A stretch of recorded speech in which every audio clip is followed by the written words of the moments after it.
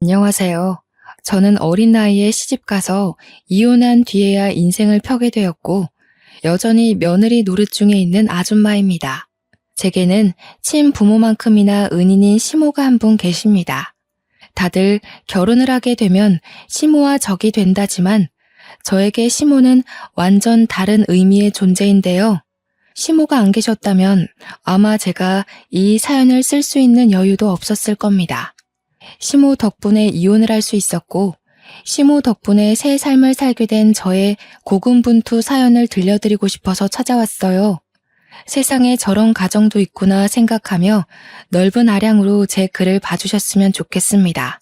어린 나이에 시집을 간 저는 결혼한 지 얼마 되지 않아서 친정아빠를 잃었습니다. 친정엄마는 제가 아주 어릴 적에 뇌경색으로 먼저 돌아가신 걸로 알고만 있었어요. 엄마를 전혀 기억하지 못할 나이였기에 아빠가 말해준 이야기로만 엄마의 이미지를 상상하곤 했죠. 친정아빠는 저를 데리고 아주 어렵고 가난하게 살았습니다. 돌아가실 때 제게 물려주는 재산은 없었지만 그렇다고 빚을 남기지도 않았어요. 아빠가 그렇게 악착같이 밤낮을 일했던 건 아무것도 줄 게 없는 제게 빚만큼이라도 물려주지 않기 위해서였을 겁니다. 저는 당연히 의무교육은 받고 컸지만 대학 같은 건 생각지도 못했고 20살이 되자마자 고깃집 알바를 해서 돈을 벌어야 했습니다. 그걸 친정아빠가 굉장히 미안했어요. 저에게만이라도 가난 때문에 피해보게 하는 일은 없도록 만들고 싶었다는데 저는 대학을 못 간 것이 친정아빠 탓이라고 생각하지 않아요. 대학은 제가 공부를 더 열심히 했다면 장학금을 받고 기숙사에 들어가 다닐 수 있는 부분이지 않습니까? 제 능력이 그만큼 대단하지 못해서 대학 못 가게 된 것이라 친정아빠 탓을 한 적이 없었거든요. 그래서 한 번씩 술 마시면 자책하는 아빠에게도 아빠 탓 아니라고 달래주었네요. 저는 나이 20살까지 크면서 한 번도 아빠에게 집안 환경에 대해 불평을 한 적도 없습니다. 아빠의 감사한 노력 덕분에 저는 가난 속에서 허덕이며 컸다는 느낌도 못 받았고요. 그런데 딱 한 번 제 인생을 탓하고 후회를 했던 일이 있었는데요. 그게 바로 결혼이었습니다. 예나 지금이나 저에게 결혼은 도려내고 싶은 경험이었어요. 결혼을 했을 때 그런 생각을 많이 했던 것 같습니다. 내가 만약 돈 많은 집 딸이었다면 좀 더 똑똑하고 현명하게 클 수 있지 않았을까? 나를 만만하게 보고 접근하는 사람들이 없지 않았을까 하는 생각들이요. 저는 고깃집 알바를 하면서 거기에 사장님과 결혼을 하게 되었는데요. 사장님은 당시 30대의 젊은 남자였습니다. 저랑은 9살 차이가 났어요. 당시 사장은 알바생들 중 저와 유독 친하게 지냈거든요. 그 이유가 제가 다른 알바생처럼 짧게 일하다 그만두는 알바생이 아닌 실하고 길게 일해주는 알바생이었기 때문이었죠. 그래서 저를 더 동생처럼 잘 챙겨주기도 했습니다.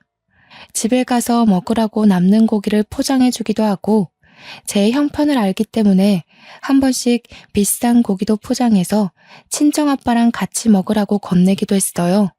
어머 사장님, 이건 너무 많아요. 그리고 이거 비싼 거잖아요. 저는 삼겹살이면 돼요. 전 진짜로 삼겹살이 더 좋아요. 저희 아빠가 삼겹살에 소주 먹는 걸 진짜 좋아하거든요. 삼겹살까지 더 챙겨가면 되겠네. 너한테 주는 건 하나도 안 아까우니까 가져가. 네가 꾸준히 일해주는 덕분에 너만 있으면 가끔씩 바깥일이나 은행 업무도 보고 올 수 있었잖아. 이거 준다고 내가 금방 손가락 빨게 되는 건 아니다. 나도 넉넉하니까 챙겨주는 거지. 처음엔 마냥 공짜라는 생각에 좋아라 했는데 나중에 되니까 민폐가 아닌가 싶더라고요. 그래서 결국 사장님한테 돈을 지불하려고 했는데 사장님이 정색하면서 우리 사이에 돈을 왜 주고받냐고 하대요. 그러면서 하는 말이 사실 저한테 이성으로 관심 있기도 해서 챙겨주는 거라고 하는 거 아니겠어요? 장사 때문에 제대로 밖에서 만나볼 시간도 없었지만 그래도 내가 꽤 괜찮은 놈이거든? 정말 잘해줄 자신 있으니까 나랑 한번 만나볼래? 난 제법 오래전부터 널 마음에 두고 있었어.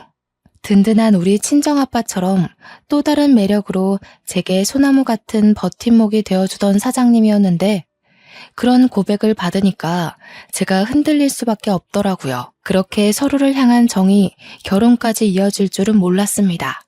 저는 23살 나이에 시집을 갔어요.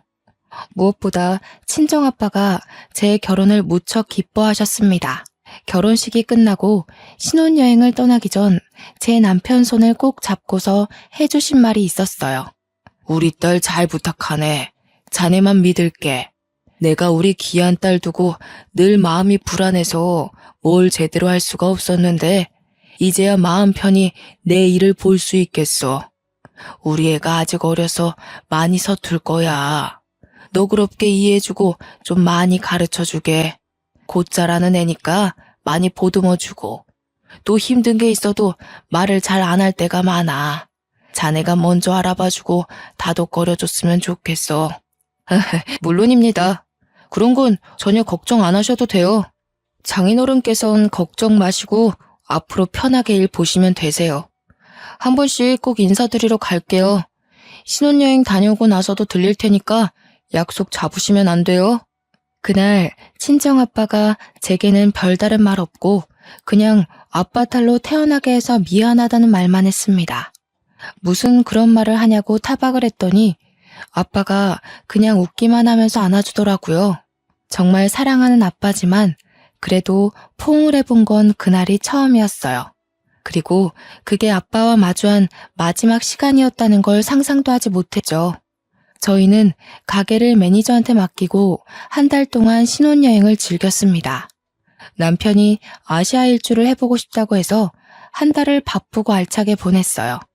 솔직히 제 인생에서 가장 화려한 날들이긴 했습니다. 그리고 신혼여행을 마치고 한국으로 귀국을 한 날 저는 공항에 마중 나온 친척들에게 친정아빠가 돌아가셨다는 얘기를 듣게 되었어요. 친정아빠는 제 결혼식 일주일 전에 췌장암 말기 판정을 받았다고 했습니다. 친척분들이 다들 저한테 알리고 늦게라도 치료를 시작하자고 했으나 친정아빠가 가망 없는데 돈 쓰고 싶지 않다고 또 제게 짐이 되기 싫다고 하면서 끝내 저한테 알리기를 거부하셨다고 해요. 그 소리를 듣고 친척들과 함께 정신 놓고 달려간 곳은 병원이 아닌 빈소였습니다. 벌써 이틀째 진행된 친정아빠의 장례는 저에게 큰 충격을 안겨주었습니다. 이럴 거라서 신혼여행 떠나기 전 그렇게 마지막 인사처럼 남편을 붙잡고 얘기했던 걸까요? 친정아빠 혼자서 저에게 마지막 인사를 나누고 멋대로 마음을 정리해버렸던 거겠죠. 왜 나한테 아빠와 함께 할 수 있는 시간을 주지 않았는지 원망스러웠고 마지막 인사도 못하고 얼굴도 못 보고 떠나버렸는지 너무 밉기만 했습니다. 벌써부터 아빠 얼굴이 생각나지 않는 것 같아 무섭기도 했고요. 그날 믿을 수 없는 사실에 아빠 사진 아래서 얼마나 오열을 했는지 모릅니다. 발인을 할 때는 끝내 그 자리를 끝까지 지키지 못하고 잠깐 혼절을 해버렸던 걸로 기억해요. 그렇게 저는 하나밖에 없던 가족을 잃고 새로운 가족을 얻었습니다. 일찍부터 시작한 부부 생활은 모든 것이 서툰 것 투성이었어요. 빨래나 아빠가 사놓은 반찬으로 밥만 먹었지 살림이라고 해봤자 자취생 수준 정도로만 할 줄 아는 게 다였거든요. 그래도 친정아빠의 조언 덕분인지 남편이 제게 괜찮다고 차차 배워나가면 된다고 많이 위로해 주었습니다. 남편은 고아가 되어버린 저와 달리 제게 정말 과분한 사람이었는데요. 시댁도 원래 이렇게까지 좋은 아파트에 산 것은 아니었다고 남편 장사가 잘 되어 형편을 폈다고 하더라고요. 남편에게는 시부는 없었고 시모가 하나 있었습니다. 그런데 시모가 말을 못하는 장애인이었어요. 과거에 시부모님 차량에 물이 빠지는 사고가 있었는데 그 충격으로 시모가 말을 잃었다고 하더군요. 시부는 그때 돌아가신 걸로 얘기 들었습니다. 걱정한 것과 달리 시모는 참 고우신 분이었어요. 말은 못하지만 제가 어린 나이에 고생하지 않길 바랬는지 늘 목에 걸고 있는 수첩에다가 그만 들어가서 쉬라는 말을 많이 적어서 보여줬습니다. 원래 수화를 하는 분이지만 제가 수화를 하지 못하니 항상 수첩을 지니고 다니셨어요. 아니에요, 어머님. 저도 얼른 배워서 남편 식사 제가 직접 차릴 수 있어야죠. 어머님께도 빨리 도움되는 며느리가 되고 싶어요. 지금은 민폐만 끼치는 것 같아서 죄송해요. 시모는 저를 정말 기특하게 봐주셨습니다. 나쁜 며느리가 들어오면 어쩌나 걱정을 많이 했다고 오히려 제게 고맙다는 말을 많이 해주신 분이죠. 저는 남편이랑 결혼하면서 하던 아르바이트도 안 하게 되었기에 시모랑 하루 종일 붙어있는 시간이 많았는데요. 시모가 저를 딸처럼 잘 챙겨주니 저도 시모를 엄마처럼 많이 의지하게 되더라고요. 덕분에 저는 결혼 생활 1년 반 정도 만에 거의 주부 10단 실력만큼이나 살림을 잘하게 되었습니다. 시모의 도움과 저의 노력이 시너지를 일으켰기 때문이라고 생각합니다. 이젠 시모한테 묻지 않아도 웬만한 요리는 제가 알아서 할 수 있었고 식사 또한 시모와 남편이 자리에 오기 전까지 차려놓을 수 있을 정도로 실력이 늘었죠. 우와, 이게 뭐야? 해물탕을 했네? 자기는 어쩜 갈수록 요리 실력이 늘어? 내가 와이프 하나는 진짜 잘 뒀다. 그치, 엄마? 남편이 아침마다 든든해서 일할 맛이 난다며 제 칭찬을 했는데 옆에서 시모 또한 고개를 끄덕이며 웃음을 보이더라고요. 집에서 아무것도 안 하는 며느리로서 마땅히 해야 할 일인데 과한 칭찬을 받으니까 쑥스러웠습니다. 남편 장사가 새벽 2시에 끝나기 때문에 저는 늘 남편이 올 시간쯤에 다시 잠에서 깼다가 남편을 챙겨주고 잠자리에 들기를 반복했어요. 남편은 저보다 더 힘들게 손님 상대하며 12시간 넘게 일을 하는데 이 정도 내조하는 건 전혀 힘들지 않았습니다. 그러던 어느 날은 남편이 알바생들이랑 회식을 한다며 늦게 들어올 거니까 먼저 자라고 하더군요. 제가 아르바이트 하던 때에도 가끔씩 회식을 했었기에 알겠다고 조심해서 들어오라고 말한 뒤 잠에 들었는데 한참 새벽이 되었을까 제 전화기가 징징 울리더라고요.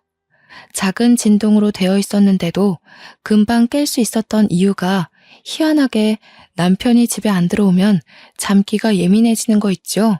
남편이 무사히 귀가하는 걸 제 눈으로 봐야 안심이 되었어요. 정말 가족이라고 생각했기 때문이 아니었나 싶네요. 저도 남편 가게에서 오래 일했던 알바생이라서 거기 매니저와 알고 있는 사이였는데요. 오랜만에 매니저한테서 전화가 왔더라고요. 사실 연락처를 주고받고도 한 번도 전화는 해본 적 없던 사이였거든요. 통화해본 적 없는 사람이 다늦은 새벽에 전화가 왔다는 건 당연히 남편 문제가 아니겠습니까? 수진아, 오랜만이네. 잘 지내고 있지? 사장님이 술을 과하게 드셔서 뻗었거든.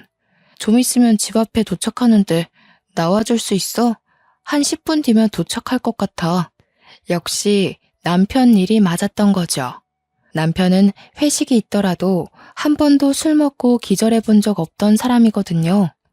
너무 놀라서 저는 얼른 옷을 챙겨 입고 밖으로 나갔습니다. 잠시 기다리고 있었을까? 얼마 뒤 차 한 대가 아파트 입구에 섰고 보조석에 앉아있던 매니저가 내리더니 인사를 해왔습니다. 저희는 오랜만에 보는 거였는데도 안부 인사 나눌 정신 없었어요. 뒷좌석 문을 열고 남편을 꺼내기 바빴죠. 그런데 남편 혼자 있는 줄 알았던 뒷좌석에 어떤 여자 알바생이 함께 타고 있더라고요. 한눈에 봐도 예뻤고 화려한 타입이라는 게 드러날 정도로 미인이었습니다. 급하게 나왔다지만 파자마 잠옷에 바람막이 외투 하나 걸치고 있는 제 모습과는 차원이 다른 여성성이었죠. 어머, 안녕하세요. 사장님 와이프신 거죠? 저 이번에 사장님 가게에서 일하게 된 알바생이거든요. 오늘 제 환영회 하느라 오빠가 좀 과하게 마셨어요. 늦게 보내드려서 죄송해요. 제 남편을 오빠라고 부르는 것도 기분 나쁜데 자기가 뭔데 제 남편을 보낸다 만다 하는 건지 괜히 마음에 안 들어서 대꾸도 안 하고 그냥 고개만 끄덕했습니다. 매니저가 친히 엘리베이터까지만 남편을 실어주고 제가 이만 가보라고 해서 떠났어요. 저는 혼자 무거운 거구의 남편을 겨우 부축하여 집에 들어갔는데요. 잠자던 어머님이 제가 나가는 소리를 들었던 건지 미리 현관 앞까지 나와 있더라고요. 시모는 급하게 종이에다 메모를 적어 제게 보여줬습니다. 뭐하다 이렇게 술을 퍼마셨냐고 물었어요. 아이고, 어머님 깨셨구나. 조용히 나간다는 게 그만 큰 소리 냈나 보네요. 죄송해요. 남편이 오늘 회식 있었거든요. 기분 좋은 일 있었는지 평소랑 다르게 많이 마셨나 봐요. 남편을 침대로 옮기는 데에 시모까지 나서서 도와줬고 시모는 바로 방으로 돌아갔습니다. 저 혼자서 남편 옷을 벗기느라 2차전을 벌이고 있던 중이었는데요. 남편이 자꾸 뭐라고 중얼중얼 거리는 겁니다. 이렇게까지 취한 걸 본 적이 없어서 여전히 낯설었어요. 완전 인사불성이 되면 혼잣말을 하는 주정이 있나 봅니다. 도대체 뭐라고 하는 건지 궁금해서 옷을 벗기면서도 남편 말에 신경을 기울이고 있었거든요. 그 주정을 자세히 듣자마자 덜컹 심장이 내려앉은 거 아니겠습니까? 남편이 자꾸 누군지 모를 여자 이름을 자꾸 중얼거리는 겁니다. 자세히 들어보니까 현정이라는 이름이었어요. 착각이겠지, 잘못 들은 거라 치부하고 싶었지만 남편은 제가 옆에서 눈을 감기 전까지 계속 현정이라는 이름만 불렀습니다. 그 때문에 신경이 쓰여서 거의 밤잠을 설쳤네요. 결국 다음날 남편한테 꿀물을 타주면서 현정이가 누구냐고 물어보게 되었습니다. 그러자 남편이 캑캑 사례가 들리더니 정신 번쩍 든 얼굴로 저를 쳐다보더라고요. 그러면서 그게 누구냐고 오히려 모른 척하대요. 당신 어제 술 먹고 와서 내내 현정이라는 사람만 찾았어. 모르는 사람 이름을 그렇게나 부른다고? 그것 때문에 내가 밤잠을 다 설쳤는데? 뭐래, 들었겠지. 쓸데없는 소리 말고 콩나물국 좀 끓여줘. 오랜만에 거하게 마셨더니 계속 속이 안 좋아. 그리고 나 씻고 바로 나가봐야 돼. 또 나간다고? 당신 집에 들어온 지 6시간도 안 넘었어. 아직 출근 시간도 아니잖아. 나중에 어머님 병원 가야 되는데 우리 안 태워다 줄 거야? 당장 가봐야 되는 일이야? 바깥일 하는 사람이 어디 직장에만 일이 있겠어? 다른 약속 있어. 엄마 병원은 당신이 택시 타고 다닐 수 있잖아. 택시비 줄게. 남편은 제게 카드를 쥐어주면서 아침밥도 안 먹고 그대로 불이 나게 씻고 나가버렸습니다. 뭔가 자리를 계속 피하려는 느낌이 들었어요. 그나마도 시모 병원 간다고 뒷전이 되어버렸지만요. 시모는 저와 함께 주기적으로 어장의 재활치료를 받으러 다녔는데요. 시모 말로는 혼자서 병원 다니실 때보다 저랑 같이 다니니까 의지도 되고 힘도 난다고 하더라고요. 의사도 시모가 옛날에 비해 언어를 이해할 수 있는 능력이 많이 향상되었다고 했습니다. 뇌 기능에 문제가 생긴 거라 완전 일반인까지 회복된 건 아니었지만 일상생활에 큰 어려움은 없을 거라고 하네요. 너무 기쁜 나머지 그날 시모와 함께 시모가 좋아하는 팥칼국수를 먹으러 갔던 기억이 납니다. 시모가 자기는 면을 잘 안 먹는다고 저한테 덜어주면서 전부 저 덕분에 몸이 많이 좋아진 거라고 또 고맙다고 하는 거 있죠? 어머님, 자꾸 그렇게 고맙다 하시면 저 버릇 들어요. 저한테 꾸짖을 거 있으면 과감하게 말씀해 주세요. 전 어머님 마음 불편하게 만들고 싶지 않거든요.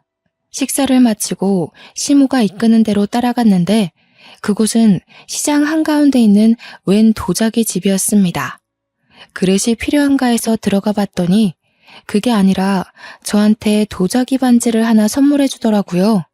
시모가 과거에 한 번씩 시장 올 때마다 들렸던 곳이라고 이 도자기 집이 전부 수제라서 반지도 바로 그 자리에서 제작을 해준대요. 너무 진귀한 선물이라서 저 또한 시모에게 선물을 해주겠다고 하여 저희 둘은 나란히 반지를 맞추고 나왔네요. 그리곤 함께 장볼거리 좀 산 뒤에 시장을 빠져나왔고 근처가 남편 일하는 곳이라 한번 들리기로 했습니다. 남편 가게까지 거의 다 왔을 때쯤 알아챘는데요. 제가 깜빡하고 산 걸 두고 와버렸지 뭡니까. 시모한테 남편 가게 안에 들어가 있으라고 하고 급히 3분 거리의 시장으로 다시 돌아갔습니다. 금방 갔다가 왔더니 시모가 저한테 달려오고 있는 거 아니겠어요? 느닷없이 제 손을 붙잡아 당기며 집에 가려고 하더군요. 어머님, 어디 가세요? 남편 만났어요? 남편한테 고기 좀 얻어가려고 했는데. 잠깐만요. 제가 남편한테 빨리 말하고 올게요. 시모가 자꾸 제가 하는 말에 손사래만 치면서 계속 집에 가자고 당기는 겁니다. 그때 남편 가게를 앞을 그냥 지나치게 되었는데 스쳐가는 상태로 안을 슬쩍 봤거든요. 순간 제 눈에 무언가가 포착되었지 뭡니까. 손님 몇 없는 테이블 사이로 카운터 쪽에서 웬 남녀가 사이좋게 손을 맞잡으며 노닥거리고 있는 걸 똑똑히 본 거죠. 시모가 당기는 바람에 금세 지나쳤지만 온몸에서 반응하는 촉이 저를 불안하게 만들었습니다. 저는 결국 저를 꼭 잡는 시모와 실랑이를 벌이면서 시모를 놓고 가게로 돌아갔어요. 아니나 다를까 지난번 집 앞에서 본 여자 알바생과 남편이 휴대폰을 같이 보면서 키득거리고 있는 거 아니겠습니까? 그것도 완전 커플이 몸을 부대끼고 있는 모습처럼요. 저는 주변 사람들이 쳐다보건 말건 신경도 안 쓰고 냅다 소리를 질렀습니다. 여보! 하고 고함을 쳤더니 남편이 깜짝 놀라서 저를 발견했고 그대로 알바생을 밀치더라고요. 여자 알바생이 중심을 잃고 넘어지면서 엉덩이를 박았는데 금세 또 알바생을 부축하며 챙겨주었습니다. 그리고는 저한테 와서 우선 밖에서 얘기하자며 저를 끌고 가게를 나가려 했어요. 저는 그런 남편의 손길을 뿌리치면서 뭐하고 있었냐고 따졌습니다. 당신 설마 바람 피는 거야? 어제 당신 술 취해서 올 때 저 여자랑 같이 있었는데 그때부터 이런 짓 했니? 도대체 언제부터 이랬어? 시끄러워. 사람들 보잖아. 그리고 왜 연락도 없이 가게를 찾아와? 여기가 왔다 갔다 놀러 다니는 놀이터인 줄 알아? 쓸데없는 소리 말고 집에 가 있어. 집에 가서 얘기해. 내가 이대로 집에 가면 일이 더 커질 거란 생각은 안 해? 바람 핀 게 아니면 이 자리에서 해명을 해야지. 아, 저 여자가 현정이야? 당신이 술주정 부리면서 주구장창 불러제끼던 그 여자 맞지? 저는 남편을 밀치고 나가 그 여자 알바생한테 이름을 물었습니다. 알바생이 당황해서 말해주지 않고 있던 때에 어수선한 분위기에 주방에서 나온 매니저가 저를 발견하고 반갑게 인사를 하더군요. 그래서 제가 바로 매니저한테 여자 알바생 이름이 현정 맞냐고 물어봤죠. 상황을 모르던 매니저는 당연히 고개를 끄덕였고 저는 그대로 남편을 째려봤습니다. 그때 시모가 허둥지둥 들어와서는 저를 잡아당기며 얼른 집에 가자고 또 재촉을 했는데요. 남편이 이번엔 시모한테로 화살을 돌리는 거 아니겠어요? 엄마, 내가 병원 갈 때 이쪽으로 지나다니지 말랬잖아. 미리 말해줬는데 그새 까먹었어? 하여튼 머리가 망가지니까 답답한 짓만 계속하네. 나만 속 터지지 나만. 남편이 언성을 높이자 시모가 남편한테 미안하다고 두 손을 싹싹 빌었습니다. 그러면서 시모가 다시 저를 끄집어 당겼어요. 그런데 곰곰이 생각해보니까 남편 말이 좀 이상하더라고요. 이쪽으로 지나다니지 말랬다고요? 그런 경고를 시모한테 미리 얘기를 했다는 건 이미부터 이런 수상쩍은 짓을 하고 다녔다는 거 아닌가요? 제가 그걸 눈치채고 다시 남편한테 따지고 물었더니 당황한 남편이 영업방해로 신고하기 전에 나가라고 협박을 하기 시작하더군요. 그러면서 저와 시모를 힘으로 몰아냈고 계단이 있는 것도 고려 안 한 채 무작정 밀어붙이는 탓에 시모가 발라당 바닥을 굴렀습니다. 지나가던 사람들이 놀라서 시모를 살폈고 가게 안의 사람들도 그제서야 일어나서 남편을 동영상 찍기 시작했어요.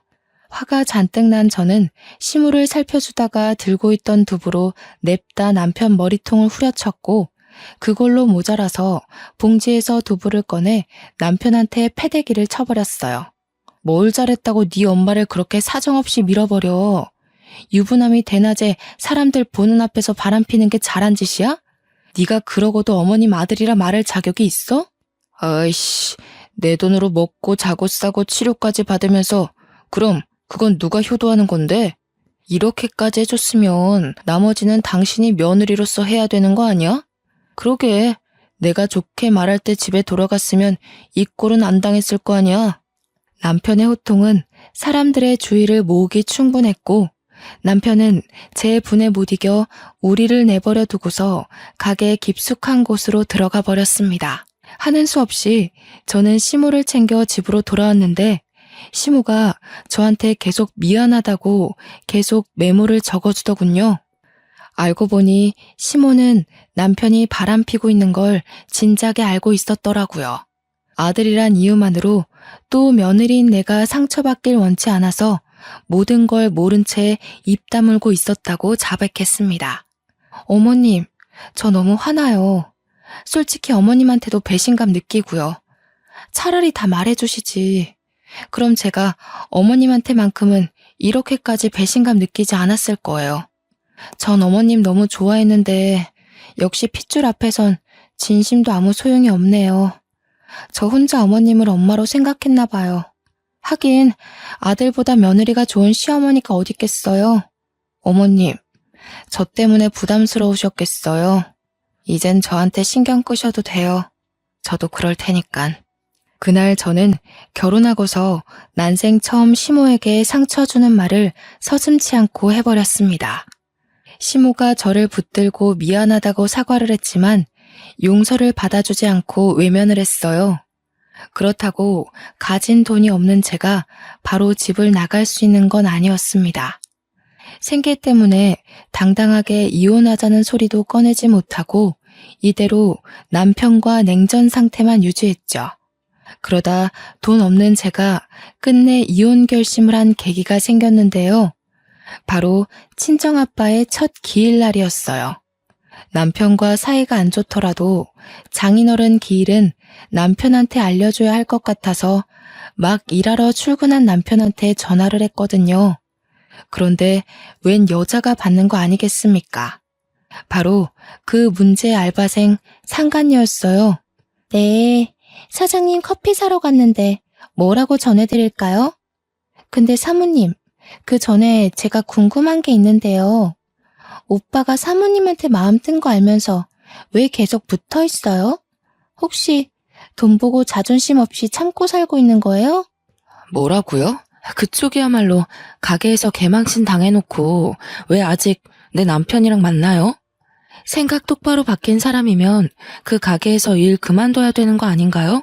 어머, 설마 저랑 오빠가 그날 소동 때문에 사이가 틀어진 줄 알았어요? 순수하기도 하셔라. 사모님이 생각하시는 것보다 저랑 오빠 꽤 돈독한 관계예요. 특히 오빠가 저한테 푹 빠져있네요. 내 남편 돈 보고 붙어있는 건 내가 아니라 그쪽이겠죠. 얼마나 돈에 미쳐있으면 유부남을 꼬셔서 남의 가정을 파탄내요? 어린애라서 그런가? 사모님이 모르셔도 너무 모르신다. 세상에 돈이면 미치는 사람들 많아요. 돈이란 건 남녀 불문, 나이 불문, 국적 불문하고 굉장한 가치잖아요? 참, 그거 알아요? 사모님 한 번씩 혼자 장 보러 갈 때 이미 어머님한테는 여러 번 인사를 드렸어요. 상간녀 발언에 흔들리고 싶지 않았는데 결국 저는 마지막 말을 듣고서 심장이 내려앉아 버렸습니다.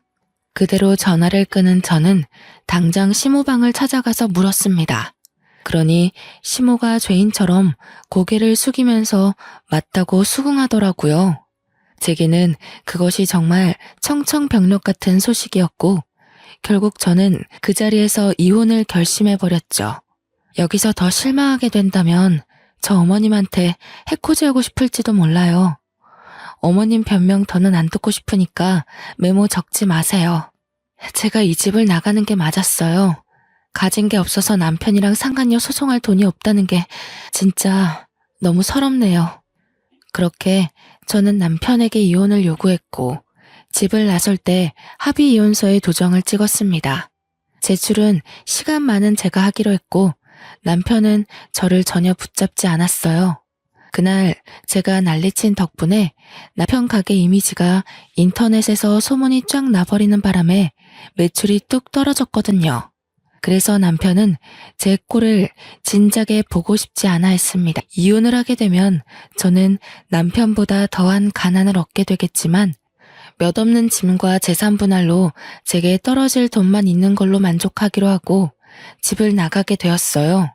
제가 집을 나가는 당일 시모가 저를 방으로 불렀는데요. 솔직히 시모가 미워도 그동안 엄마라고 생각하고 믿고 의지했기에 시모를 두고 가는 것이 마냥 편치만은 않았습니다. 아니나 다를까 시모도 마찬가지였나 봅니다. 제게 밤새 쓴 것 같은 긴 내용의 편지를 건네더라고요. 그러면서 웬 검은 봉지 하나까지 챙겨주셨는데 그건 받지 않으려 했지만 시모가 무작정 제 가방에 쑤셔 넣었습니다. 시모를 향한 저의 진심은 절대 가짜가 아니었고 그렇기 때문에 받은 상처는 더없이 깊어서 시모가 챙겨주는 물건들이 달갑지 않더군요. 꺼내보지도 않고 그냥 집을 나와 버렸습니다. 시모가 베란다에서 저를 내다보는 게 느껴졌지만 끝내 인사도 안 하고 돌아보지도 않았어요. 다시는 볼 수 없는 가족일 테고 좋게 작별하는 것도 아닌데 뭐하러 인사를 하겠습니까? 그렇게 제가 가장 먼저 찾은 곳은 결혼하기 전 친정아빠와 살던 곳이었습니다. 진작에 집을 팔긴 했지만 빈민촌이라서 아직 계약한 사람이 없더라고요. 거의 공가 수준으로 방치되어 있었어요. 집 안에 들어가 대문 올라가는 계단에 앉은 저는 한참 멍 때리다가 시모가 줬던 편지를 꺼내봤습니다. 야무지게 나열된 글씨를 쭉 읽어내려가던 제 눈동자가 점차 세차게 흔들렸고 그 내용을 다 읽고 나서는 곧장 시모가 준 검은 봉지를 급하게 뒤졌습니다. 편지에는 처음부터 끝까지 시모의 자책이 담겨 있었는데요. 자신이 아들을 잘못 키웠다고 남의 집 귀한 자식한테 큰 상처를 줬다면서 자기 아들이 잘못했다는 거 알지만 이렇게 밉고 못된 놈도 자식이라고 못난 엄마 된 입장에서 보듬으려 했다며 저와 남편을 둘 다 지키려다 이 꼴이 났다고 미안하다는 내용이 가득했어요. 그러면서 마지막 추신에 그동안 딸이 주는 사랑 알게 해줘서 고맙고 우리 창창하고 예쁜 며느리가 앞으로 하고 싶은 일 하면서 건강하게 살았으면 좋겠다고 내가 가진 게 이것밖에 없으니 이 돈으로 자기 아들 소송하라며 돈을 조금 넣었다고 하는 겁니다. 검은 봉지 안에 든 건 다름 아닌 3개의 통장이었습니다. 그 안에는 각각 1억, 2억, 4억의 액수가 찍혀 있었어요. 그런데 중요한 건 통장 중에 명의 하나가 제 이름으로 되어 있는 거 아니겠습니까? 그 말은 본래 가지고 있던 2개의 통장과 다르게 나머지 하나는 일부러 저를 주기 위해 만들었다는 거잖아요. 어떻게 이럴 수가 있는 걸까요? 제가 얼마나 모진 말을 했는데 남편의 불륜을 알아채고 난 후부턴 시모에게 따뜻한 눈길마저 준 적 없었단 말입니다. 병원 가는 시모를 혼자 내버려뒀고 또 한 번 같이 먹지 않았어요. 그런데 어떻게 저한테 이 큰 돈을 덜렁 줄 수냐 있냔 말인가요? 시모는 그렇게 못된 짓을 한 제가 밉지도 않았던 걸까요? 어째서 시모는 제가 아는 시모의 모습 그대로 저를 기다리고 있었던 거죠? 너무 어린아이 같았던 제가 창피하고 진심으로 엄마였던 시모의 마음에 너무 죄송해서 한동안 그걸 쥐고 얼마나 울었는지 모릅니다. 날이 밝을 때 그 집을 나왔는데 나 저무도록 공가에 앉아 울었던 걸로 알아요. 결국 저는 다시 시모가 있는 집을 찾아갔습니다. 그 쓰레기 같은 집에서 시모를 빼내오기로 마음을 돌려먹은 거죠. 집에 갔더니 제가 나간 걸 알고 살판난 남편이 그새 상간녀를 들였지 뭐예요. 제가 집을 나간 게 12시간도 안 되었는데 얼마나 이 순간을 기다렸으면 그새 상간녀를 집까지 들였을까요? 어차피 남이 될 남편 그냥 무시하고서 저는 바로 시모 방을 찾았습니다. 시모는 방구석에 앉아서 저와 찍었던 사진을 정리하고 있더라고요. 저는 진작에 빼버린 도자기 반지도 시모는 여전히 끼고 있었습니다. 제가 방문을 열자마자 저를 발견한 시모가 깜짝 놀라셨는데요. 저는 설명도 없이 당장 시모의 짐을 챙기기 시작했어요. 챙기고서 시모 손을 잡고 신발을 신겨주는데 그때 남편이랑 상간녀가 다시 모습을 드러냈습니다. 뭐야 당신? 우리 엄마 데리고 뭐 하는 거야? 갑자기 다시 와서 왜 이래? 우리 더 이상 볼 필요 없는 사이지 않아? 당신한테 부모가 필요 없는 것 같아서. 근데 나는 엄마가 너무 필요하거든. 어머님이 당신 찾을 때까지 당신이 먼저 어머님 찾는 일은 없었으면 좋겠어. 그리고 나 당신이랑 저 여자 소송할 거거든? 저 여자 돈 없는 학생이라고 했지? 그럼 저 여자 위자료까지 당신이 내줘야겠네. 소송이라니? 뭔 소리야. 우리 합의 이혼했잖아. 배운 거 없어서 멍청한 줄은 알았지만 합의 이혼하면 소송 못하는 것도 모르는 바본 줄은 몰랐네. 아, 그 합의서 내가 찢어버렸어. 머리 검은 짐승한테는 회유보다 채찍이 나을 것 같더라고. 돈 없는 여자 끼고 노는 것도 당신이 돈이 있어야 가능할 텐데 이젠 그런 짓도 못해서 어쩌나? 몸이 근질근질하겠네? 뭐야, 제정신이야? 합의 본 걸 왜 이제 와서 뒤엎고 난리야? 이거 무효야. 우린 분명 합의 이혼한 거고 소송 같은 거 못해. 나야말로 소송하기 전에 다시 합의서 갖고 와. 내가 정말 궁금한 게 있어서 그러는데 당신 저 여자 데리고 살 생각이야? 내가 아무것도 몰랐던 것처럼 저 여자도 아무것도 모른다 생각해서 끼고 살려는 거니? 나이를 그만큼 먹는다고 다 제정신인 건 아니구나. 저기요, 현정이라고 했죠? 이제 그 남자 빈털털이 될 텐데 저 남자한테 돈 보고 접근한 거라면서요. 다른 남자 찾는 게 좋을 거예요. 제가 이간질을 좀 시켰더니 남편이 상간녀를 쳐다보는 눈빛이 좀 사납더라고요. 상간녀가 하는 사랑의 속삭임을 진심으로 믿기라도 했었나 봐요. 그 뒤로 집을 나와버려서 모르겠지만 아마 둘이서 말다툼 좀 했을 겁니다. 그대로 시모를 데리고 나온 저는 계속해서 시모한테 별다른 설명을 해주지 않았습니다. 무작정 비싼 호텔로 가서 방을 잡았죠. 맨날 마트보다 시장을 전전하며 한 번도 사치를 부린 적이 없는데 그날만큼은 어머님과 함께 기분 전환할 수 있는 곳에 있고 싶었어요. 죄송해요, 어머님. 어머님 뜻 안 물어보고 마음대로 모셔와서요. 다시 돌아가고 싶다고 해도 괜찮아요. 대신 오늘만은 저랑 같이 있어주세요. 호텔방에 들어와서야 저는 시모 앞에 고개를 숙이며 어리석었던 마음을 용서 빌었습니다. 제 말을 듣고 시모는 제 손을 꼭 잡아주면서 그러지 말라고 하더라고요. 그러면서 입모양으로 고마워 이 말 한마디를 하는데 내내 불안했던 제 마음이 사르르 풀려버렸지 뭡니까. 솔직히 무서웠거든요. 남편한테 그렇게 덤비면서도 어머님을 데리고 당당하게 나오면서도 잘못된 일을 저지르고 있는 것 같아서 조마조마했단 말이죠. 그런데 아니래요. 저더러 참 기특하게 잘했대요. 시모가 그렇게 말해주는데 두려웠던 마음이 싹 가시면서 눈물이 나더라고요. 아마 시모 품에서 몇 분을 엉엉 울었을 겁니다. 저는 시모가 준 용기로 끝내 남편과 상간녀를 소송하였습니다. 그리고 부동산을 돌아다니면서 시모와 함께 새로 살 작은 집을 구했어요. 남편한테 위자료 받은 게 생각보다 많아서 뭐라도 돈벌이를 해볼 시도를 할 수 있게 되었는데 시모가 저더러 기사식당 한번 해보지 않겠냐고 하더라고요. 제 요리 실력을 썩히기 아깝다고 작은 기사 식당 하나 차려서 저렴하게 장사해보자고 권유를 하였습니다. 제가 어머님한테 요리를 배운 사람이니까 어머님 손맛도 당연히 장난 아니거든요. 그걸로 자리만 잡는다면 나쁘지 않게 살아갈 수 있을 것 같아서 저는 시모의 뜻을 따르기로 했습니다. 때문에 현재는 장사를 준비 중에 있어요. 언제까지 시모가 제 곁에 있을지 모르겠지만 만약 어머님이 다시 아들 곁으로 가고 싶다고 하면 그땐 정말 미련 없이 보내줄 생각이에요.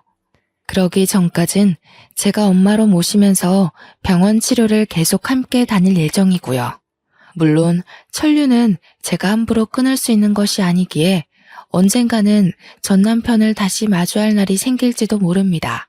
그러나 그런 각오도 안 하고서 시모를 모시고 나온 것이 아니에요. 시모와 함께 사는 내내 전 남편과 맞서야 되겠지만 그럼에도 불구하고 저는 시모한테 받은 은혜를 모른 척할 수 없었고 어머님이 주는 마음과 사랑이 제게는 너무나 절실한 가족의 온정이기에 절대 놓을 수 없었습니다. 제 선택을 후회하지 않습니다. 시모가 아니었다면 지금도 장사할 미천은커녕 또 어디서 아르바이트나 하면서 자격증을 따야 하나 말아야 하나 전전하며 살았을지도 몰라요. 누가 뭐래도 시모는 제게 은인이고 가족입니다. 시모와 며느리 사이가 이렇게 애틋할 수 있다는 거 좀 껄끄럽고 불편할 수 있다고 생각합니다. 저희를 관계를 아시는 분들은 실제로 앞에서 기분 상할 만한 눈빛을 보내기도 하니까요. 아무렴 어떻습니까? 엄마라는 존재는 친엄마가 아닌 다른 모양으로도 존재할 수 있다고 봅니다.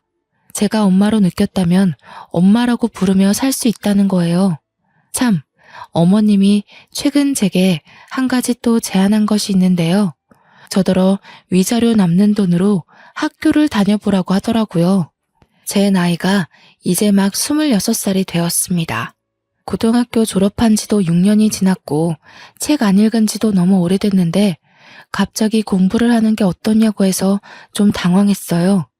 어머님은 제가 아직 어려서 앞으로 세상 풍파를 겪을 날이 더 많아질 거고 나쁜 목적을 가진 사람으로부터 스스로를 지킬 수 있는 사람이 되려면 공부를 해야 된다고 하더군요.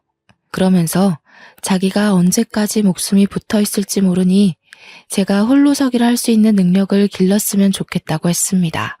그 소리를 처음 들었을 땐 무슨 그런 말을 하냐고 시모를 나무랐는데 생각해보니 시모의 말이 틀린 것 없더라고요. 그래서 최근에는 수능 문제집을 샀습니다.